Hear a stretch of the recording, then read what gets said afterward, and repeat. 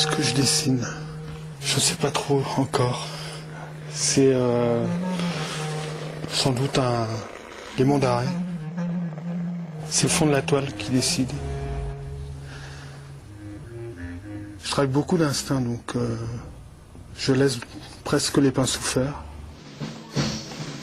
De la couleur, beaucoup de couleurs, de la poésie, du rêve. Édouard Cribier, peintre autodidacte, aime travailler vite en suivant son intuition. Sur un fond déjà coloré, il dessine des petits carrés qui deviennent des maisons. Comme un Lego, il assemble les pièces. C'est en observant des dessins d'enfants que cet ancien graphiste a trouvé son style. Depuis, il peint sans relâche. Il y a eu un moment où je me suis dit, tu veux être peintre, faut que tu peignes tous les jours. Donc là, depuis quelques années, tous les jours, je me mets devant mon chevalet. Moi, j'ai vraiment peur de m'arrêter, quoi.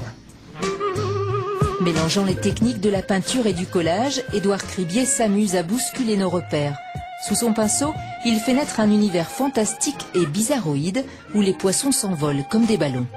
L'idée m'est venue à l'époque de Fukushima. Je me suis dit, tiens, il faut peut-être faire quelque chose. Donc je sors mes poissons de l'eau. Et ils gardent un lien avec la mer grâce au petit fil qui les relie au bateau. Ça a bien plu. Et ça me plaisait aussi de les sauver.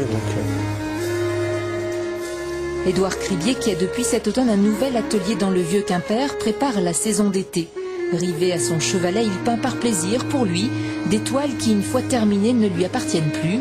Il est déjà passé à autre chose.